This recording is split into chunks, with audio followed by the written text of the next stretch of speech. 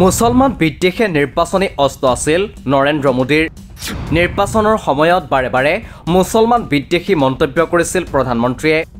মুছলমান বিদ্বেষী মন্তব্যৰ বাবে চৰ্চাত নৰেন্দ্ৰ মোদী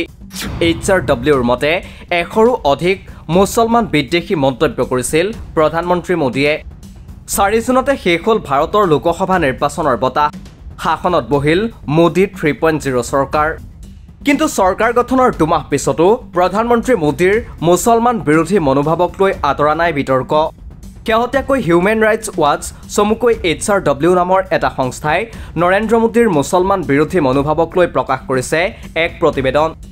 HRWৰ প্ৰতিবেদন অনুসৰি বিগত নিৰ্বাচনৰ সময়ত 100ৰো অধিক মুছলমান বিদ্বেষী মন্তব্য কৰিছিল প্ৰধানমন্ত্ৰী মোদীয়ে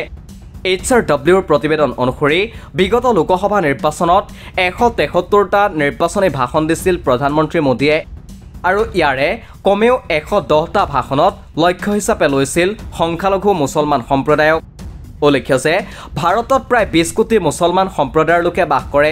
বিশ্বৰ ভিতৰতে তৃতীয় সৰ্বাধিক মুছলমান লোক আছে ভাৰতবৰ্ষত কিন্তু তাৰ পাছতো ভাৰতত অহেতুক বৈষম্যৰ বলি হৈ আহিছে মুছলমান সম্প্ৰদায়ৰ লোক এই সন্দৰ্ভত HRWৰ প্ৰতিবেদনখনত কোৱা হয় যে বৈষম্যৰ বলি হোৱা মুছলমানকেই লক্ষ্য হিচাপে লৈ আহিছে নৰেন্দ্ৰ মোদীয়ে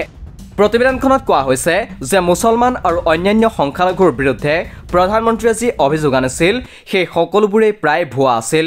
কিন্তু তাৰ পিছতো প্ৰধানমন্ত্ৰীয়ে সংখ্যালঘুক নিজ মন্তব্যত আক্ৰমণ কৰাটো এক স্বাভাৱিক ঘটনাত পৰিণত হৈছিল প্ৰধানমন্ত্ৰী নৰেন্দ্ৰ মোদীয়ে নিজৰ ভাষণত বাৰে বাৰে কৈছিল যে যদি বিৰোধী শাসনলৈ আহে তেন্তে মুছলমানে কাঢ়ি ল'ব হিন্দুৰ মাটি সম্পত্তি বিৰোধীৰ শাসনত সুৰক্ষিত হৈ নৰব হিন্দুৰ মহিলা ছোৱালী আনকি প্ৰধানমন্ত্ৰী মোদীয়ে নিজৰ ভাষণত এইবুলিও কৈছিল যে কংগ্ৰেছ শাসনলৈ আহিলে হিন্দুৰ সম্পত্তি কাঢ়ি নি মুছলমানৰ মাজত বিতৰণ কৰিব উল্লেখ্য যে নিৰ্বাচনৰ সময়ত প্ৰধানমন্ত্ৰী মোদীয়ে বাৰে বাৰে মুছলমানক অনুপ্ৰৱেশকাৰী আখ্যা দিছিল লগতে মুছলমানৰ বাবে হিন্দু দেশত সংখ্যালঘুত পৰিণত হ'ব বুলি মন্তব্য কৰিছিল উল্লেখ্য যে মোদীৰ সংখ্যালঘুক লক্ষ্য হিচাপে লৈ প্ৰদান কৰা মন্তব্যসমূহে দেশজুৰি সৃষ্টি কৰিছিল তীব্ৰ প্ৰতিক্ৰিয়া আনকি প্ৰধানমন্ত্ৰীক নিৰ্বাচনী প্ৰচাৰ চলোৱাত বাধা দিবলৈও উত্থাপন কৰা হৈছিল দাবী কিন্তু এই সকলোবোৰৰ মাজতো 100বাৰতকৈও অধিকবাৰ মুছলমানক লক্ষ্য হিচাপে লৈছিল প্ৰধানমন্ত্ৰী নৰেন্দ্ৰ মোদীয়ে হিউমেন ৰাইটছ ৱাচৰ এই প্ৰতিবেদনৰ পিছত নিৰ্বাচনৰ দুমাহ পিছত প্ৰধানমন্ত্ৰীৰ মুছলমান বিদ্বেষী মনোভাৱক লৈ পুনৰ আৰম্ভ হৈছে চৰ্চা news desk report the cross current তথ্যৰ ভিত্তিত বিশ্লেষণ যুক্তিৰ আধাৰত সিদ্ধান্ত দি ৱাইৰৰ national affairs editor Sangeeta Baruah পিছৰতিৰ বিশেষ অনুষ্ঠান নিৰ্ণয়